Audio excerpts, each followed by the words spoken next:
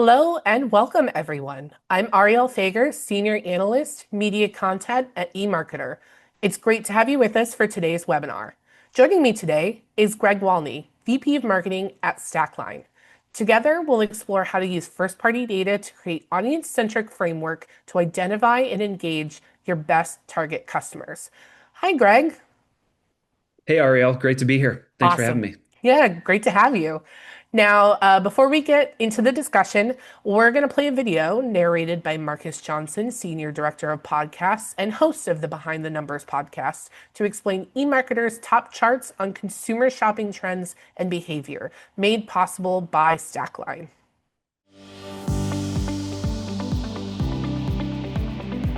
The path from discovery to purchase winds across more channels each year. Let's explore some of the key trends shaping shopper behavior in 2025. Search engines initiate 34.6% of global shopping journeys, according to November 2024 data from eMarketer and ESW. But there's a twist. Though nearly half of US shoppers first see products in store, only 26.5% then turn to search engines, as shown by June 2024 eMarketer research. Marketplaces, retail stores, brand websites, and social media platforms are also vital to shopping journeys.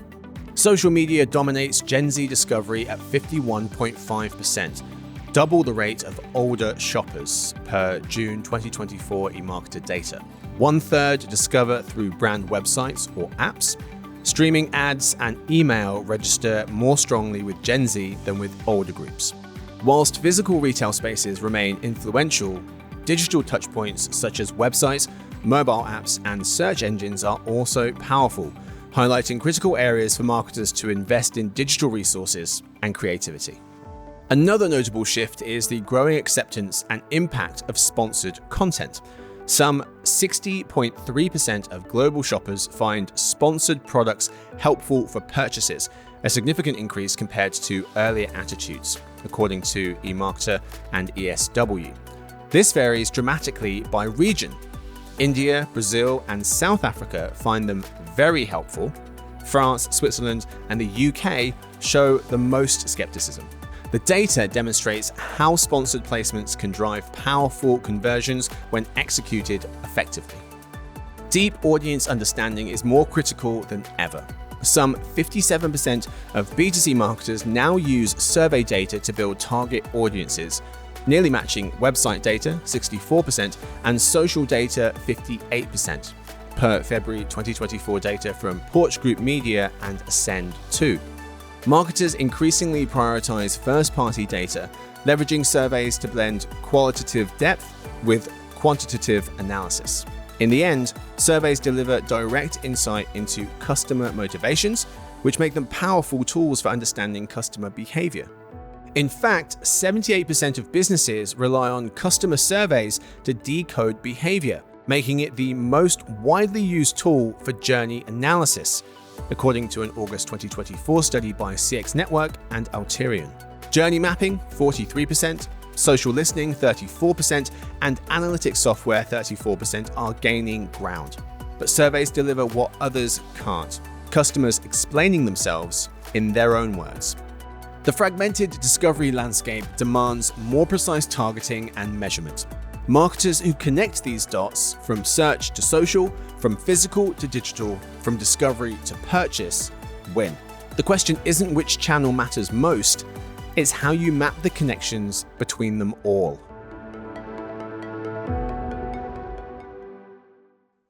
Okay, and we're back. Greg, it's great to have you with us today to talk about how first-party data is key to understanding the modern shopper journey and identifying, engaging, and converting target audiences. Welcome. Thank you so much. Awesome. All right, let's dive in. Let's do it.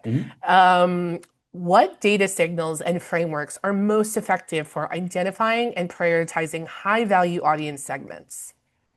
Yeah, it's a great question. One that, we talk to all of our brands, all of our clients that we work with. We talk to them about this. And I'll start with the framework part of your question. And we've developed over the years this framework where, we're thinking about this in terms of the topic of audience centricity. So it's not just procuring a list or having a list of emails. There's really a framework that we've followed with our clients to give us that really valuable first party data. The framework starts with, not a big surprise, audience collection. So thinking about this in terms of, different programs you have to collect first party customer data, that really is the building blocks of your audience. And we'll get into some of those examples here shortly. The next one is then, you have your collected data. Now we think about this in terms of audience prioritization. So we have our list and now we're identifying specific segments, we're analyzing those customers, and we really work with our clients to understand what are those top maybe 5 to 10 critical audiences of that whole data set. So we go collection, prioritization, and now we want to learn more about them. So this is the audience research phase. So we get into really engaging with these audiences and understanding what their preferences are, how they want to purchase from us, interact with our content, and then we take all of that and we move into audience activation. So we've learned about those 5 to 10 top, audiences, how they want to interact with us, and now we move that into, our marketing campaigns, the way we're purchasing retail media, for example. And then finally, like everything else, it's the audience analytics. We're then measuring what the impact is. So those 5 steps is really the framework that we follow, and it's proven to be, very impactful for the brands we work with. But to the other part of your question, if we think about not only the framework, but maybe 1 or 2 specific things that we're looking at from a metrics perspective, we oftentimes start with an easy way to sort of segment that initial list. We start with the number of purchases, so customer, how many times the customers are coming in and actually purchasing from you, and then what the percent of your retail sales those people make up. So you may have many people in your audience that just purchase from you once, but they might only be call it 20% of your total sales. But those customers that are purchasing 5 times, they make up 60% of your total sales. So right there, you've got 2 fairly high level data points, but you've got 2 segments then that really need to be treated differently from a one-time buyer to a 5+ time buyer. Yeah, awesome. Kind of going back to kind of step one of the framework data, as first party data becomes increasingly critical, how can Mhm. brands scale first party data collection strategies across the entire customer journey? Sure. Yeah. And you really need to think about it across the entire customer journey, as you said. So there's opportunities to embed these data capture touch points in a number of different ways. So we work with our clients to think about this in terms of, starting with packaging inserts. So we've all purchased, a new pair of shoes from, you name the retailer, and then within it, there could be one little insert. It's a QR code. You scan it and you're opting in to be a part of their network. Maybe you're receiving rewards. That's a very important transaction between the brand and the consumer, where the consumer is saying, yes, I bought your shoes. And now you can, target me further, and maybe you're going to give them a little bit more information. So packaging inserts, there's landing page opportunities with exclusive offers. There's things like one of the ones that we get into with a lot of our customers is leveraging surveys and quizzes. So after you purchase something, you may have that base level first party data, first name, last name, email. Reach out to those folks and engage with them through a survey or a quiz, maybe offering a discount in exchange for them opting into additional information that they're going to share with you. So those are some of the ones that are probably a little bit less barrier to entry. But then as we think about all of the other touch points on a customer journey, oftentimes, the customer research process starts by going to a search engine or jumping onto Amazon or another retailer.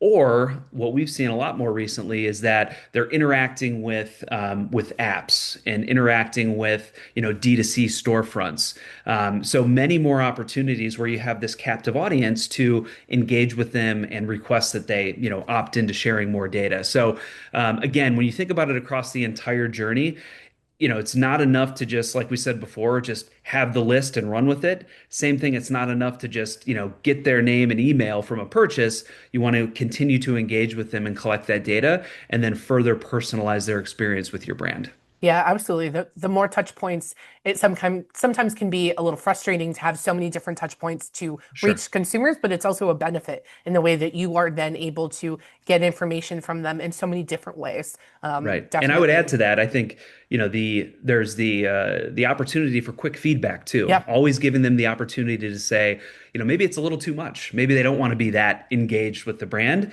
I find that, that just leads to a better, consumer experience if they have the opportunity to sort of control those, the communication frequency and everything that goes along with it. absolutely. Kind of moving on to kind of more execution, how Mhm. are audience insights translated into actionable product content and media decisions? What does the feedback loop look like between data analytics and execution teams? Sure. Yeah. So as we do that analysis of the campaigns we're running and understanding, those different cohorts of customers, you can put some of those insights and nuances pretty quickly into the active campaigns that you have running. A couple of the examples we often, start with is, more often than not, across categories. We work with brands across all categories, and this is, not unique to just one or two of them. It really covers all departments. But jumping in and understanding what's going to resonate with a customer or a potential customer from an ad tagline perspective or an ad creative perspective. So if we go back to the survey and quizzes example, if you have your audience information where you can reach out to them and ask them a question, why not ask them which one of these images is going to resonate with you most and push you towards a purchase of a product in this category? And the opportunities to do that are really endless. And I think the feedback loop to your question, you can quickly get those answers from, say, 200 to 1,000 customers and put those into execution and start to quickly monitor what the impact is. Are you seeing sales go up? Are conversions going up or down? Do you have a very clear read on what that ad creative, whether it's a tagline or whether it's an image or a video? We see a lot of our clients leveraging the survey capabilities that we offer them to quickly get in front of consumers and understand what's going to resonate. The other example, though, I wanted to point out, it's not just about the creative and the content. There's a real opportunity here to also understand what the direction should be from a promotional discount perspective. So let's say we have that same cohort of customers and we're coming up on next month there's a fairly big retailer. All the retailers are now jumping in, but there's a fairly big tent pole event. And let's say across a specific product, you're trying to determine what the promotional discount's going to be. And competitor A is, you guys know that they're going to be at 25%. Competitor B is going to offer 35%. So oftentimes, the marketing team sitting there is like, okay, 25, 35, I'm going to come in at 30 and we're going to be great because we're right there in the middle. That is not the most sophisticated way of doing this. And if you have this cohort of customers, you can go to them and say, we have discounts ranging from 10% to 40%. And at which discount level would you actually move to, actually make a purchase? We've seen clients do this where they were going to run with a 35% or a 30%, and they do this price elasticity model to understand where the promotion should be, and it comes back at sometimes 10%, sometimes 15%. So as we think about all of this first party data and how we can use it to make decisions, it can also be very valuable to impact one of the numbers that everybody is mostly graded on is from a margin perspective. So if we just jump in at 30% without really doing this due diligence, in this case, if it was 15, we're leaving 15%, 15 points of margin on the table. So I think the opportunities are there to engage with this audience, not only to impact the creative decisions and the content, but as importantly, if not more important, also where you should be from a promotional discount perspective too. Yeah, that's kind of the beauty of data, right? Is being able to either, give validation to your assumptions Right. or to be corrected and say, oh, this is an insight that I would have never known had I not had that data. Um, hmm Thinking about, again, those multiple touch points, everyone's everywhere. How can brands track the shopper journey across platforms? What are some strategies that enable cross retailer visibility and attribution? Sure. Yeah, I think this is really important because in most cases, as you have a plan for your D2C site, you have a plan for your Amazon presence, Walmart, Target, you name it, you're getting all of these siloed pieces of information. Here's my Amazon numbers, here's my Walmart numbers. So it's very important for brands to get to a place where they have this cross retailer visibility. And there's multiple ways to do this. I think the first one is getting to a place where you have all of these data points unified, and then understanding with your with the first party data you have, really getting a picture of that shopper journey for each of those individuals in your first party data set. One of the things that we've done a lot of work on over the last couple of years is answering the question of, bringing all of those data sets together, but then proving out what is the impact of a dollar spent on Amazon advertising? What is that impact on these other retailers? So it's one thing to understand, I'm shopper X and this is how I like to shop across all these retailers. Get that picture. That's really good. That's foundational to have.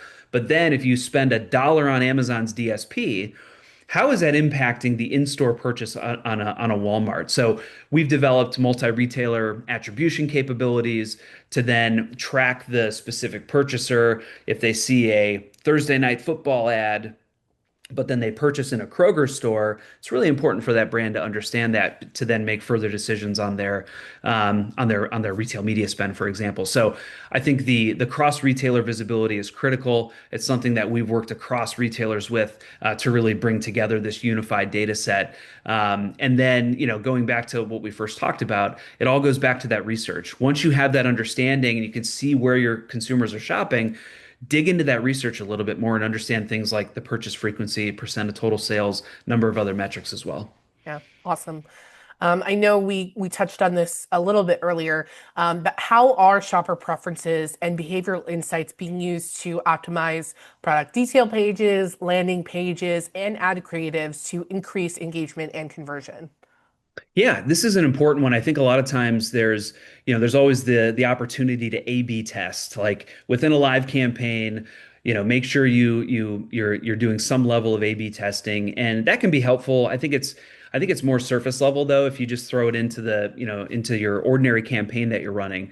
So I think it's really important to carve out some budget for specific tests across specific cohorts of your customers. So one of the ways that we see this being done a lot is going back to the customer tiers that I talked about at the top. If nothing else, just understanding what might make somebody purchase for the first time versus those folks that are purchasing multiple times throughout the year. And that could be digging into metrics like search behavior or what other categories are they shopping in.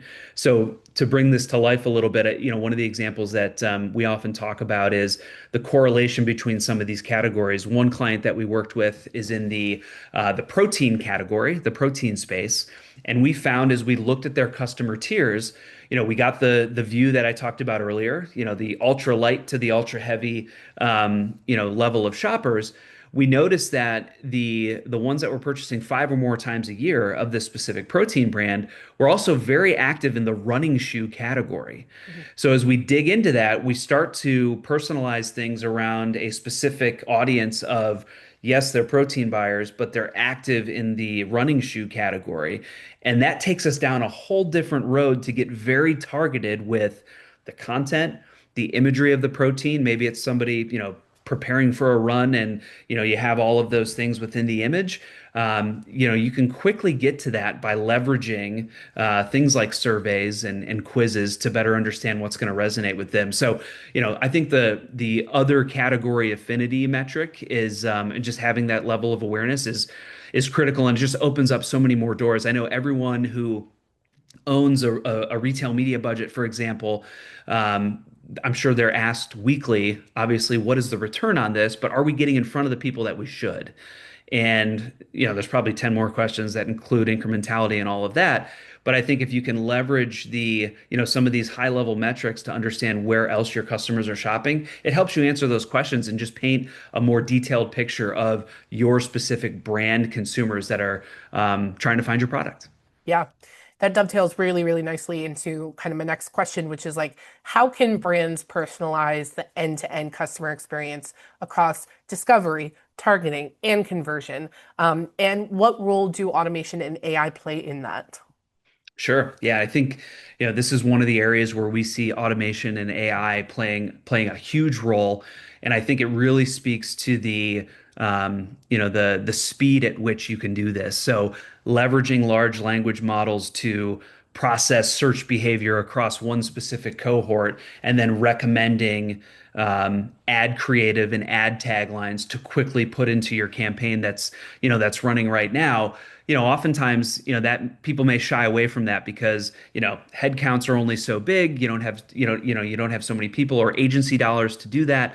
But leveraging automation and AI, I think, just fits perfectly into this idea of understanding what your clients want, or I'm sorry, clients, understand what your customers want, and then quickly putting those things into live campaigns. So this is definitely an area where, we've continued to look at this from a not only the content and the creative generation perspective, but also if you think about large first party data sets, that's a lot of data to comb through.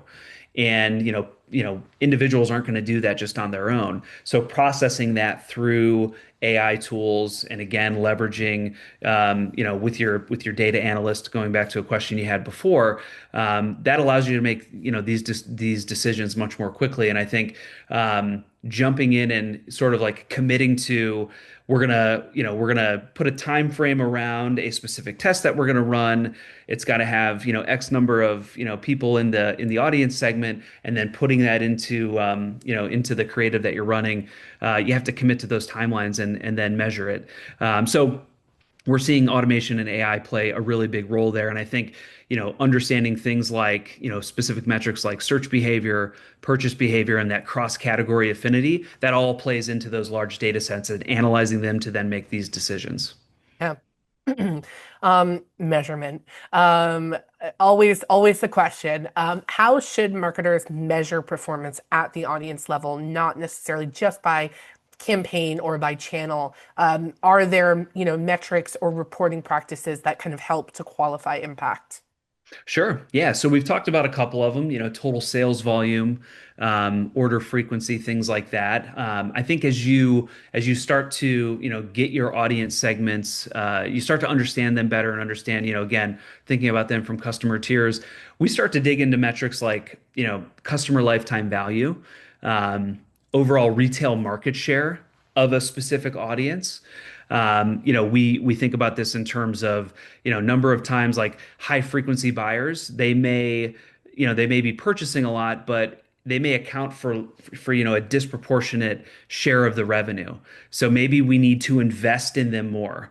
So their carts grow and their basket is larger. So by doing things like that and looking at customer lifetime value and like trips and frequency, you start to see which segments are growing, which ones may be stalling, and which ones may really drive that longer term value. And then once you get into that, you can start to layer in, depending on the level of detail of the first party data you have, you can start to layer in things like the behavioral and the psychographic insights. Again, a lot of that goes back to, as a baseline, the search and purchase behavior across these platforms.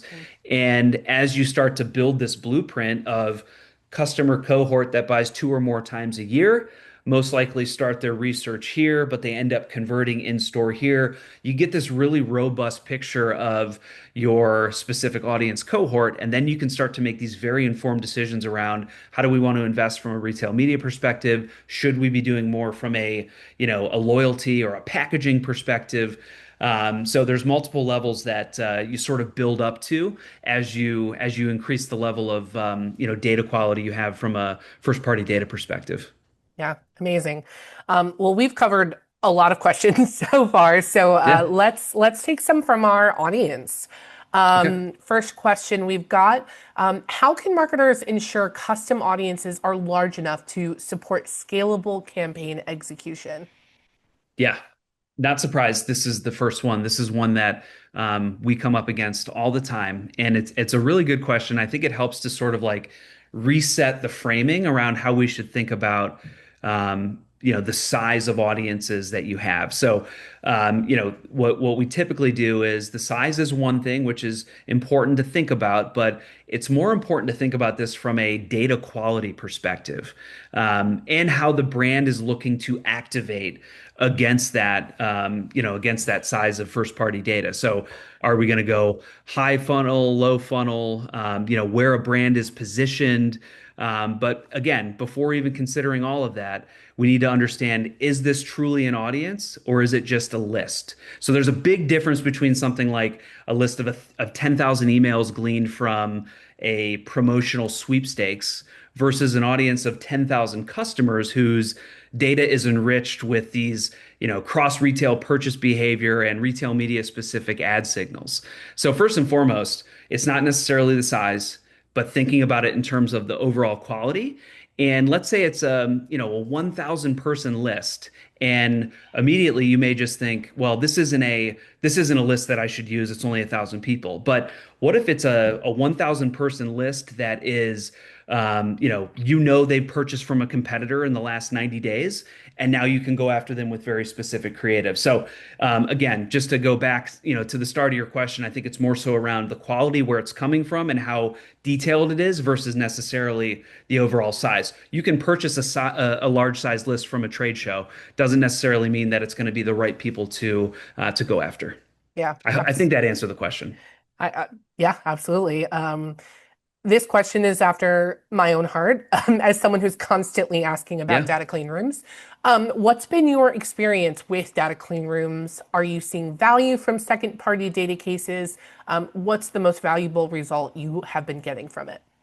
Yeah, yeah. So I mentioned before, some of the attribution models that we've built, going back to the multi-retailer attribution. Again, the example was understanding a dollar spent on Amazon ads. You know what you get from the Amazon reporting, but how does that impact the other retailers and the other in-store or online purchases? So, in order to do that, we've leveraged, in this specific case, we've leveraged at the Amazon Clean Room, where we pull in the Amazon AMC data from a specific brand's campaign. So all of that data that you're not going to get from Amazon unless you're working within their clean room. And then we take our first party data, and then we do a match together, and then we can understand somebody from our first party data set saw this ad, but they transacted inside a Walmart. So if you think about the power of that, it's happening because we're able to do this analysis within a clean room. But then you can understand, again, a dollar spent on Amazon may be very valuable for a specific product being purchased in store at Walmart. So you can think right there how that should make you think maybe a little differently about where your dollars are going, and what type of interaction you want to have with somebody who often purchases in store versus online. And again, this goes back to that framework we talked about up front.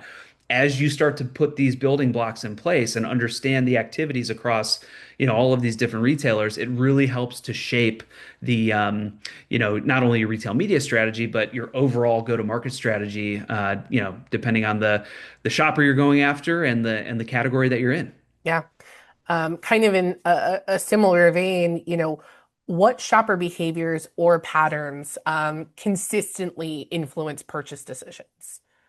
Sure. So I think, there's a number of ways to think about this. How much are, shoppers, price comparing, for example? Are they cross shopping, cross categories, cross retailers? Are they seeking out brands on social media first? Are they being driven from social media to a specific retailer? Each of these is really going to have a lot of category, brand, and even audience nuance to it.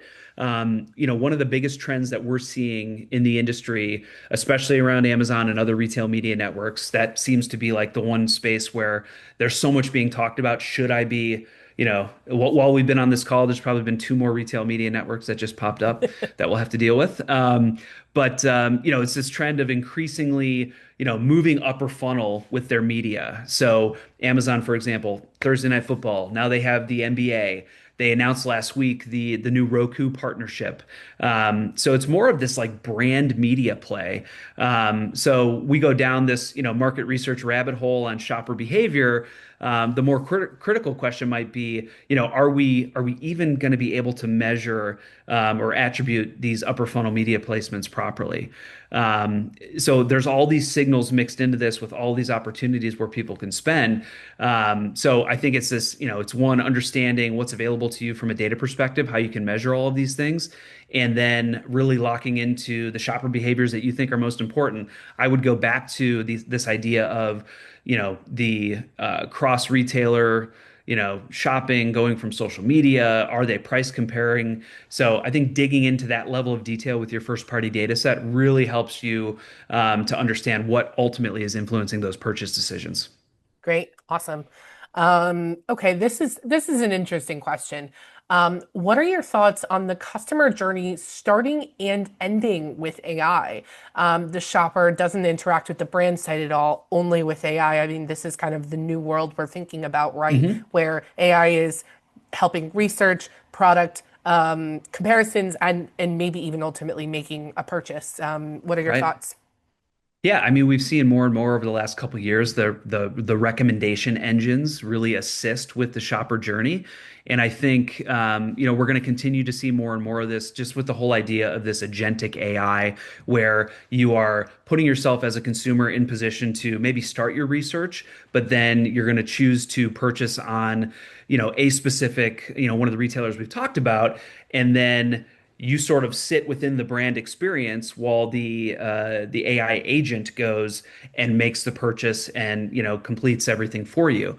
I think what's critical here is like it's to really recognize we're moving from the old world of where to buy. You're on a brand site and you've got 15 places to buy from. You do that and it kicks you over to that retailer. Right there, the relationship between the brand and the consumer is really broken. You're losing that really important first party data. So the reason I love the emergence of agentic AI is because it keeps that connection together between the brand and the customer, and it's keeping that flow of first party data that this whole conversation has been about. It's keeping that really well intact, and it doesn't it doesn't stay on the retailer side. It really stays with the brand. So to answer your question, I think there's a lot of guardrails that need to be in place. Obviously, it needs to work seamlessly, and you have to have that really good consumer experience. But the more and more I see it, the better and more streamlined it is working. So I'm excited to continue to see that. We're doing a lot of that, at Stackline today with the brands that we work with. Yeah, I'm personally very interested to see how that Yeah, progresses in terms of both the technology and also like consumer adoption. for sure. I think we've got one last question, time for just one last question. Okay. How can brands determine when and where to invest in custom audiences versus broader reach tactics? Sure. So I think it, really depends on, again, the goal of the campaign and what do you already understand about the audience and their behaviors that you're dealing with. So if we think back to the customer tiers example, if we're, thinking about just those folks that have only purchased one time for the year, maybe there's an opportunity there to get more people into that funnel that might have the same sort of purchase behavior. It might be easier to identify what they're searching, where they're ultimately transacting, and then you can invest in a custom audience that matches. So almost making like a lookalike audience. And then, that could speak to more of the broader reach tactics. My overall thought on this is, thinking about, going back to first and foremost, just the research phase and the prioritization phase. As soon as you can understand those, and again, I keep saying 5 to 10 custom audiences. That's typically the number we see. It could be less, it could be more. Once you really understand that, I think this question becomes much easier to answer as you know more and more of those levers that you can pull to make those audiences convert. So I think there's always going to be a time for broader reach tactics, but again, thinking about it in terms of the level of, purchasing or their search behavior, all of these important first party data nuances that we've talked about, I think it's going to help answer that question. Awesome. I think that's a great place to kind of wrap up. Greg, thank you so much for chatting with me today. It's been great. And thank you for answering our audience questions. Before we wrap up, let me take a moment to tell you about eMarketer's media channels. Visit emarketer.com to register for upcoming live analyst and tech talk webinars and sign up for our newsletters. Don't forget to check out our various podcasts, Behind the Numbers, Reimagining Retail, and The Banking and Payment Show. Listen everywhere you can find podcasts or watch on Spotify and eMarketer's YouTube channel. Keep an eye on your email for the link to today's playback, and of course, feel free to contact us if you have any other questions. Thank you all for your time, and thanks again to Greg, the team at Stackline, and our eMarketer studio team behind the scenes for making this webinar possible. Enjoy the rest of your day.